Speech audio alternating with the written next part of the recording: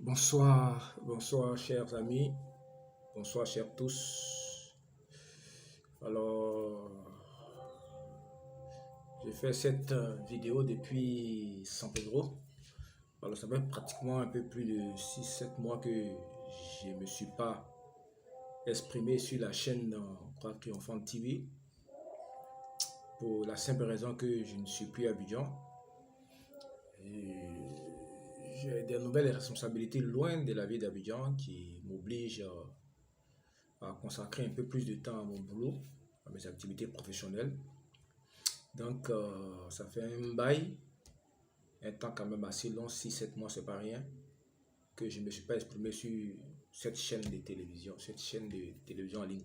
Alors, pourquoi j'ai fait la vidéo d'aujourd'hui? J'ai fait la vidéo d'aujourd'hui juste pour annoncer que je suis sur le point de lancer une autre chaîne YouTube qui est une chaîne assez privée. Je vais mettre le lien dans la description.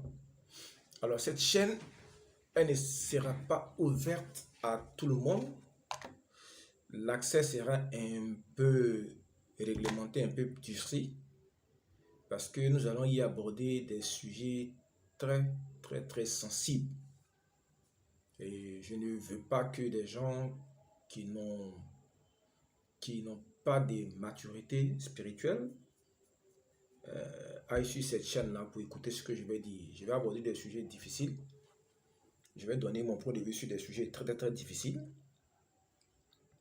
Parce que je m'en voudrais de quitter cette réalité spatio-temporelle-là, sans dire le fond de ma pensée, sans dire exactement comment je comprends les choses.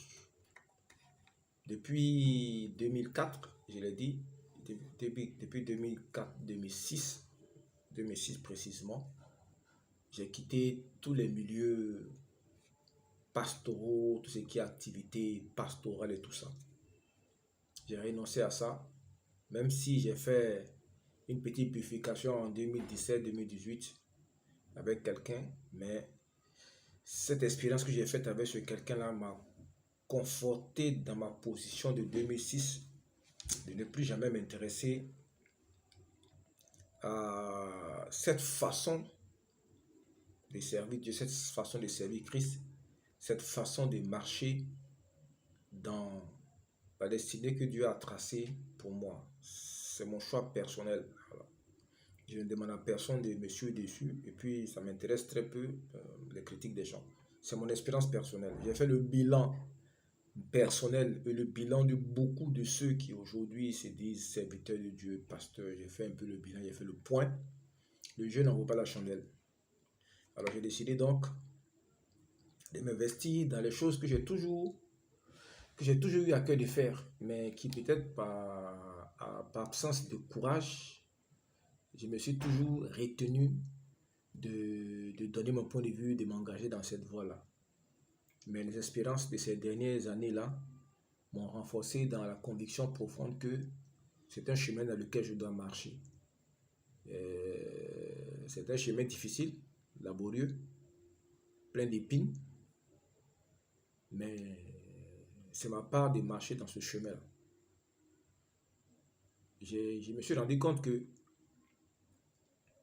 pendant assez longtemps, pour ce qui me concerne, et pour d'autres personnes qui sont encore dedans, beaucoup on confond la religion avec la spiritualité, et avec la destinée. J'entends souvent les gens parler de destinée prophétique, destinée prophétique. Bon, je ne sais pas si mais comment est-ce que ça veut dire. Mais il n'y a pas un seul être humain sur la terre qui n'a pas de destinée prophétique. Il n'y en a pas. Tous ceux qui rentrent dans cette réalité-là, ils rentrent dans cette réalité spatio-temporelle avec une destinée prophétique. Voilà. Donc, fort de ces expériences que j'ai faites, j'ai décidé vraiment de m'affranchir de certaines pesanteurs et puis de parler franchement. Voilà. Ceux qui sont des religieux vont dire que c'est de l'impiété. Le gars là, on dirait qu'il a rétrogradé, il a perdu la foi.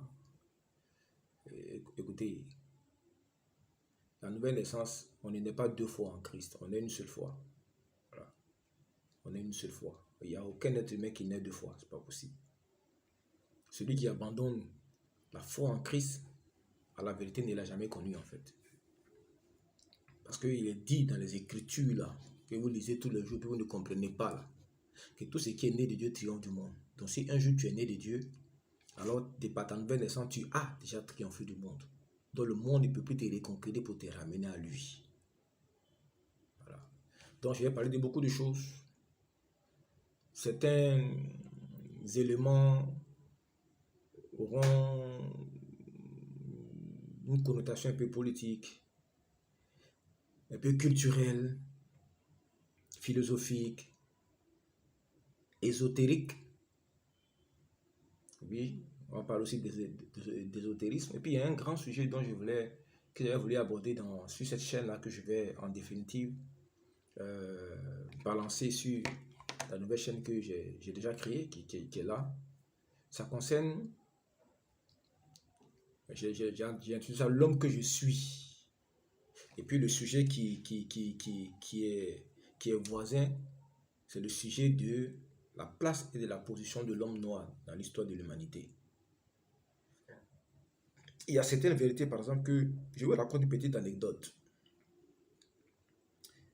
Il y a presque 10 ans en arrière, je faisais des recherches sur Cheikh Anta Diop.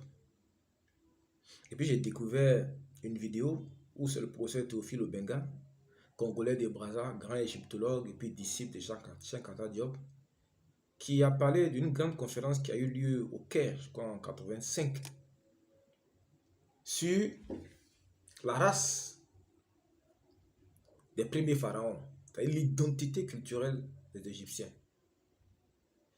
Et puis, Cheikh Anta Diop a pu démontrer à partir de plusieurs exemples historiques, scientifiques, linguistiques, culturels, et même par des tests du taux de mélanine dans la peau des momies, il a pu démontrer que la civilisation égyptienne, qui a duré 35 siècles,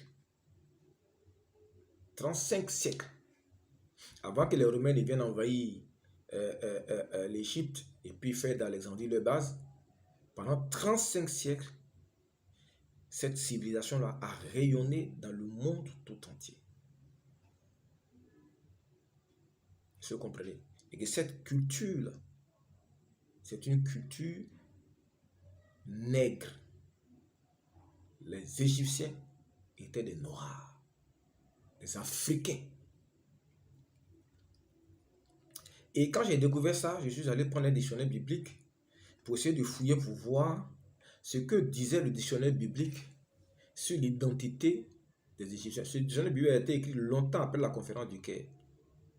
Et j'ai découvert avec stupéfaction que le dictionnaire biblique, écrit par des théologiens qui se disent chrétiens, c'est des gens donc qui sont attachés à la vérité, a repris les thèses contraires aux conclusions de la grande conférence qui a eu lieu au Caire, où Cheikh Anta Diop a été confronté à tous les savants, à tous les égyptologues eurocentriques, et il a démontré que leur point de vue concernant la civilisation égyptienne était fausse et qu'il n'y avait pas une culture européenne, un peuple européen qui se serait déporté en Afrique pour y bâtir cette grande culture égyptienne avec les pyramides et toutes ces constructions-là. Mais bien au contraire, c'est plutôt en Égypte que les grands comme des Pythagore, les Thalès sont venus puiser le fondement de la philosophie des sciences en Europe.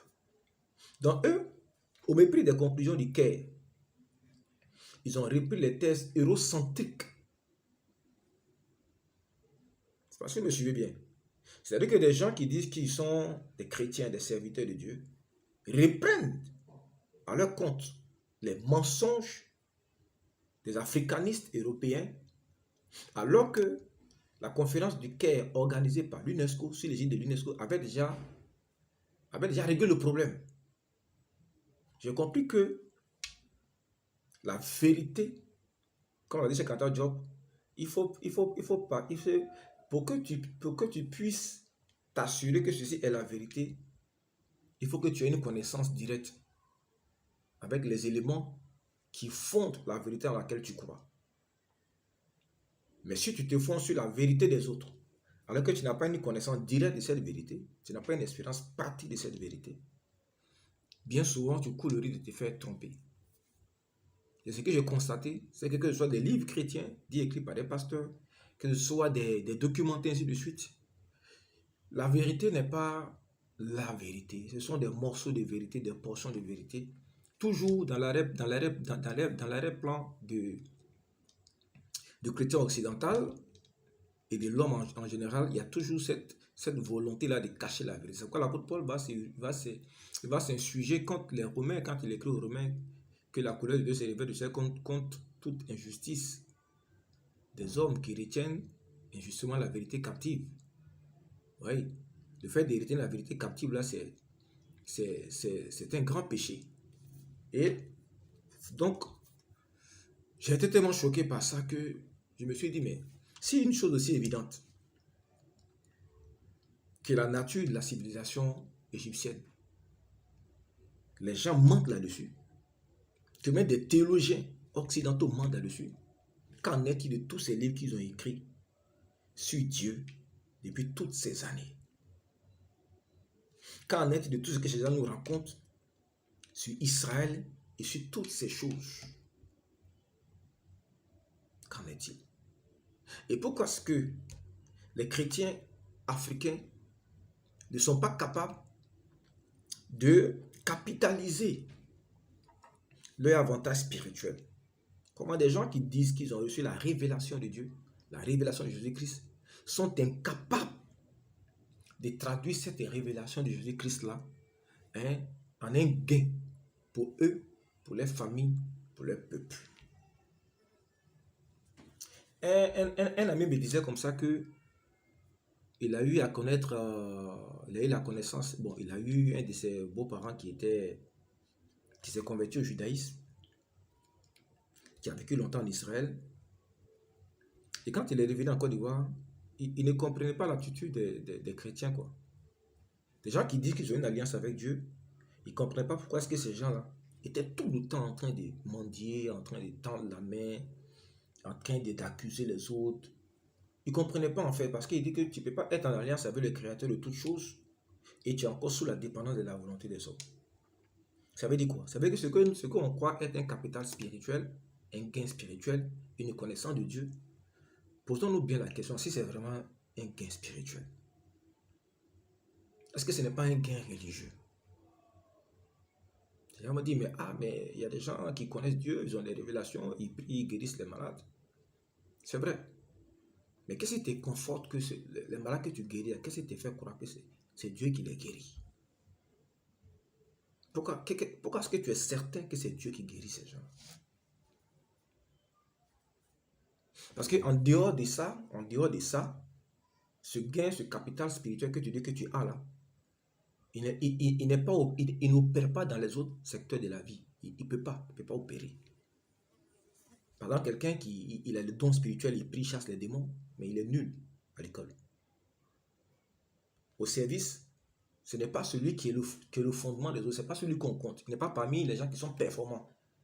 Ni à l'école, ni au service, ni dans leur famille, ni dans le quartier. Il ne représente rien en fait. À part l'église, où il est le spirituel, il parle là-bas, il fait tout, il ne représente rien. Donc ce gain que tu dis que tu as, cette onction que tu as, cet esprit que tu dis, pourquoi il n'opère que dans un cadre purement chrétien? Alors que la Bible, que vous dites que vous lisez là, dit que le chrétien est le sel de la terre et la lumière du monde. Ça n'a rien à voir avec l'église même. Tu es sel de la terre et la lumière du monde. Deux choses qui n'ont rien à voir avec l'église locale. Et pourquoi est-ce que ça, grâce que sur toi, ça ne nous perd pas sur la terre et puis ça ne nous perd pas dans le monde? Il y a des questions qu'il faut se poser. Et ce sont ces sujets-là que je vais aborder. C'est pourquoi je dis, les religieux, ce n'est pas la peine de venir ici. Voilà. Il y a dit des choses qui ont choqué et puis vous allez raconter n'importe quoi, mais moi, ça ne m'intéresse pas. Si tu es religieux, ce n'est pas la peine de venir ici. Je veux ouvrir l'esprit et l'intelligence des gens pour que vous compreniez ce que ça veut dire que recevoir quelque chose, une grâce du ciel. La Bible dit que tout don excellent, toute grâce véritable, ça descend d'en haut. Alors pourquoi est-ce que toi, tu dis que tu as reçu une grâce excellente? Et puis cette grâce excellente-là, elle est opérante seulement que dans un cadre purement chrétien. C'est vous qui tendez toujours la main, c'est vous qui demandez de l'aide, c'est vous qui faites ceci, c'est vous qu'on a toujours aidé, c'est vous qu'on a... Pourquoi? Pourquoi quelqu'un à qui Dieu se révèle, celui qui est toujours en train de tendre la main et de demander de l'aide? Ça veut dire que la nature de la foi qu'on a là, elle n'est pas correcte, elle n'est pas parfaitement alignée sur la réalité spirituelle. Je ne peux pas dire la réalité religieuse, sur la réalité spirituelle. La sorte de foi que vous avez là, ce n'est pas bien aligné. Ça, c'est la première chose. La deuxième chose, je voulais attirer votre attention sur certaines choses pour lesquelles les chrétiens souvent se battent et puis je ne comprends pas. Il y a des gens, par exemple, qui se battent pour avoir une grande foi, et ainsi de suite. Mais si vous réfléchissez bien, vous allez vous rendre compte que la foi ne sert à rien. Je répète, la foi, ça ne sert à rien. Ou bien du moins, se battre pour avoir la foi, ça ne sert à rien. Jésus a dit un jour que si votre foi était aussi petit qu'un grain de sénévé, le grain de sénévé, c'est aussi petit que les grains de mil. Les grains de mil. Je dis que si vous avez une foi aussi grande que le grain de mil, vous pourrez déplacer des montagnes. Des montagnes. Donc imaginez, pour nous qui n'arrivons pas à déplacer des montagnes à notre foi là, à quoi peut-être comparer notre foi? Vous voyez, à quoi ça peut être comparé? Donc, cette histoire de la foi, d'avoir la foi, jeûner pour avoir la foi, ça ne sert à rien. Parce que la foi ne fait pas partie des choses pour lesquelles nous devons avoir une quête. Ce contre lequel il faut se garder, c'est de tomber dans l'incrédulité et dans l'endurcissement. Lorsque Dieu est en train d'opérer quelque chose dans le temps. Pourquoi? Si tu tombes dans l'incrédulité et dans l'endurcissement pendant que Dieu est en train d'opérer quelque chose dans le temps, le risque du coup c'est quoi? C'est que tu rates une occasion qui est peut-être l'occasion pour toi d'être élevé vers quelque chose, ou bien de connaître quelque chose, ou bien de comprendre quelque chose qui va te faire progresser. Donc le risque, c'est de tomber dans l'endurcissement et dans l'incrédulité. Donc, pour ce qui concerne la foi, aucun être humain n'a besoin de ça. Pourquoi? Parce que lorsque Dieu veut t'introduire dans un domaine, où il te donne une mission, une charge, il va te donner la foi pour ça. C'est pourquoi l'apôtre Paul dira par le Saint-Esprit que c'est par la grâce que vous êtes sauvés, par le moyen de la foi, et cela ne vient pas de vous. Quand Dieu a décidé de te sauver là, par le moyen de la grâce là, il fait tout pour te donner ce qui va te connecter à la grâce. C'est-à-dire que c'est ta foi. La foi, c'est comme le ciment qui va permettre à ce qui est naturel et ce qui est spirituel de se lier.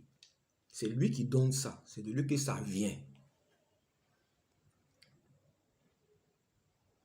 Mais il y a des choses, par contre, qui sont écrites dans la Bible qui vous intéressent. La Bible dit de rechercher l'intelligence, de chercher la connaissance. On va sonder un peu le livre de Proverbes, vous allez voir. Comment est-ce que... Vous voyez, Salomon, Dieu raconte Salomon, puis il demande à Salomon que ce que tu veux, puis Salomon dit il veut l'intelligence et la sagesse.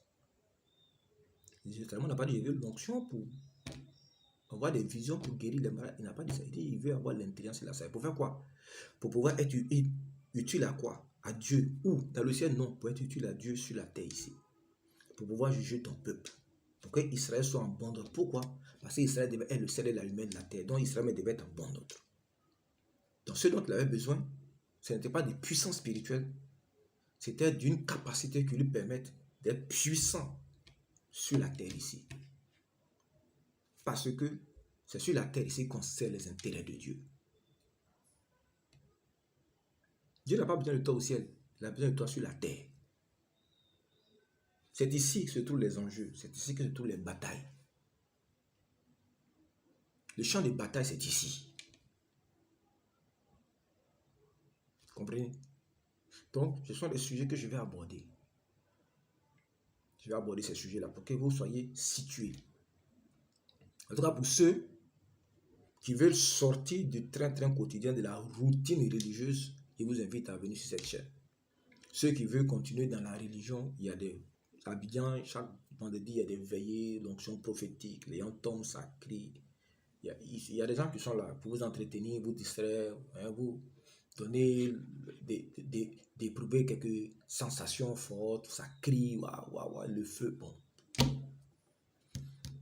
Mais pour ceux qui veulent vraiment conquérir, ceux qui veulent marcher dans la réalité, ceux qui veulent marcher dans la liberté des enfants de Dieu, je les invite à venir sur cette chaîne. Et la première vidéo, je vais la poster.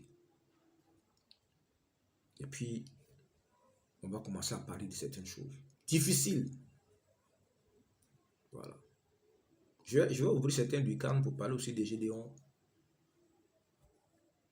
de certains de ces thèses qui défendent. Ça va vous choquer. Mais si vous vous déprogrammez de l'obsession religieuse et que vous lisez les Écritures telles qu'elles sont, c'est-à-dire les Écritures sont là pour nous donner la connaissance. La connaissance de quoi? La connaissance des mystères de Dieu.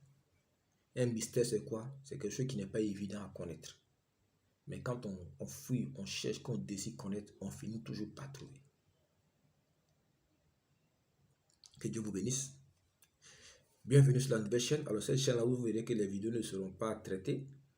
Il n'y aura pas une post-production, il n'y aura pas de génie, il n'y aura rien. C'est vraiment un truc brut, juste pour qu'on puisse discuter, échanger. Et puis, ça sera ouvert aux commentaires. Bon, je ne lis pas trop les commentaires parce que c'est pas ça qui détermine les vidéos que je fais, mais c'est toujours nécessaire ceux qui veulent poser des questions. Ici, quand je regarde qu'il y a des questions importantes, je peux faire des vidéos sur certaines questions que vous allez poser. Je le dis, mais je vais donner un avertissement. Celui qui n'a pas de maturité spirituelle, il ne faut pas la peine qu'il vienne ici. Si tu n'as pas réglé le problème de ton salut en Jésus-Christ, ce n'est pas la peine de venir ici. Si tu ne connais pas ton identité, qui tu es, ce n'est pas la peine de venir ici. Si tu ne sais pas qui Christ est et que tu as encore à douter de qui Jésus-Christ est, est-ce qu'il est vraiment Dieu, est-ce que c'est lui qui est Seigneur, est-ce que c'est lui qui est ceci, il ne faut pas venir ici. Ça, ce sont les choses qu'on apprend au CP1. Voilà. Ça, ce sont les premières phases de la marche chrétienne. Hein? Savoir qui Christ est, notre salut repose sur quoi? Notre salut repose sur quoi? Voilà. Ça veut dire quoi quand on dit la Bible que le juge vivra par la foi? Ça veut dire quoi? Ce sont les choses qu'il faut connaître. Peut-être que le premier sujet que je vais aborder, c'est d'expliquer que c'est pas le juge, mon juste vivra par la foi. Qu'est-ce que ça veut dire? Dieu nous bénisse. Bonne soirée et à la prochaine vidéo.